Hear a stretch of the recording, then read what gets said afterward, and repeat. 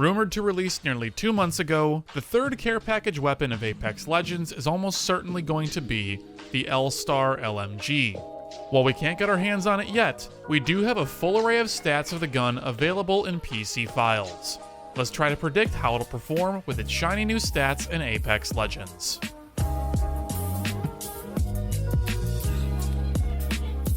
Traditionally, back in Titanfall 2, the L-Star had excellent hipfire accuracy both airborne and on the ground, so expect it to be a monster in the hands of Octane and Pathfinder over in Apex Legends. Because the hipfire is potentially going to be so good, this means that you probably are not going to have any need to aim this gun down sights whatsoever. If we use my last video on movement speed while aiming down sights with all the weapons in the game, you'd know that the LMGs, when aimed down sights, make you move painfully slowly. The ability to fire this gun accurately across the map with no speed penalty at all would instantly make this a top tier weapon, assuming that the rest of its stats are at least halfway decent. And boy, are they decent. Mad decent. Way more than decent. Its stats put it at a faster time to kill than the R301, with the exact same projectile speed as bullets fired from both the Wingman and the Prowler. Just let that sink in. This is a gun that essentially has the best practical time to kill in the game, shy of a couple other guns out there, with a bullet velocity that sweaties everywhere are perfectly comfortable with.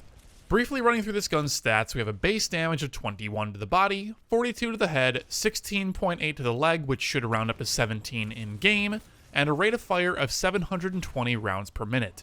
This is just slightly below that of the R301, which instead sits at 810.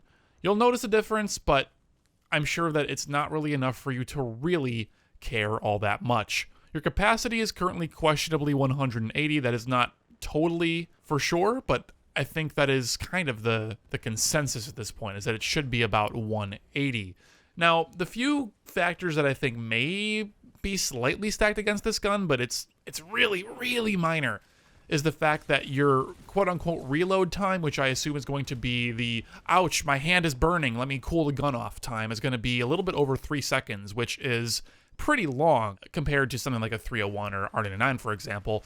And your holster time and draw time are pretty slow, about 1/10 of a second longer than a 301. So in close range fights, once you overheat this thing, you need to switch off of it, and it's going to be slower than most other guns. But on the positive side, this thing is going to cool off on your back, so it's almost like a backpack reloading weapon, which is unlike anything else we have in Apex Legends. You never have to press the reload. You overheat it, switch away, when you pull it back out 5 seconds later, it's good to go. So, I mean, pros and cons, right? This gun's basically got everything that you need. Granted, there are a few caveats here. First, the L-Star shots experience less bullet drag than the Wingman and Prowler, which is a measure of the rate at which its shots lose speed over distance. So at super duper long range shots, your L-Star bullet, quote unquote, will hit a target ever so slightly faster than that of a Wingman or Prowler. But at that distance, you're probably using the wrong gun anyways, so it's negligible at best whether or not you'll even notice this. Secondly, these bullets, quote unquote, are not affected by gravity quite as much as with the Wingman or Prowler, so you don't need to arc your shots quite as much. But I need to, again, just reiterate, these factors are minimal, they're negligible. I would not evaluate the gun as being better or worse or good or bad or whatever based off of them, but these are stats that exist, so might as well go over them. Now, we don't know everything about the gun. We don't have every single stat that's possibly attributable to it.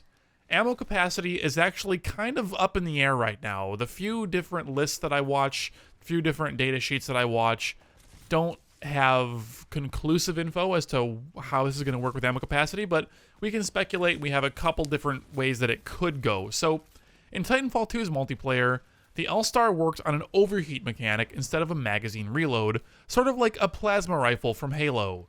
Some sources think that it'll be 29 or 30 shots consecutively before an overheat.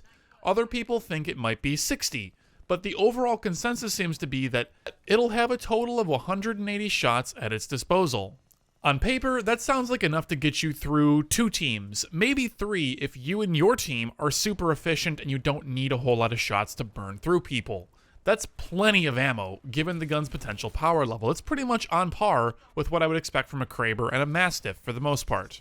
Now, it's not all sunshine and rainbows for the L-Star. The biggest thing we don't have a good handle on right now is its hipfire accuracy. Is it going to be similar to Titanfall 2? Is it going to have that tight spread like we're seeing in the footage here? Even if it is, will that be good enough? While lots of engagements in this game happen in similar ranges to those you'd have in Titanfall 2, there's plenty of fights that don't fit that category either. I suppose at that range though, you start looking at the counterpoint that you'd always select a different gun in that case anyways, and it doesn't matter, and if you couldn't, then you'd just be happy with whatever the L-Star happens to give you in those super long, ridiculously crazy fights that you shouldn't be taking anyways, because this game is a close-range game for the most part. This is just a negligible tangent. It just doesn't matter, right?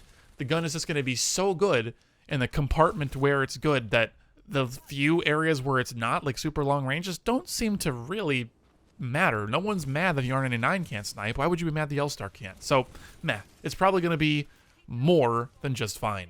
Let's just look at what we do know. And based upon those facts, things are looking very good for the L-Star. Scary good.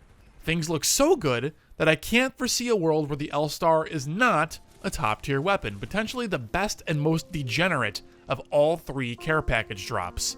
It'll have the fast walking speed while shooting, great accuracy, deep ammo reserves making it very forgiving of mediocre aim, top-tier damage per second, and more.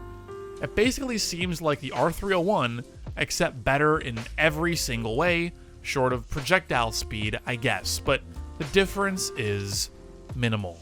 If the L-Star goes live with its stats as they exist currently in game files, expect nothing short of greatness from this weapon. Thanks so much for watching, and I hope that you've enjoyed.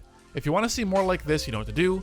Get subscribed, and let me know in the comment section down below what you want to see covered in a future video. If you loved it, consider supporting on Patreon. I'll see you all again very soon. Take care.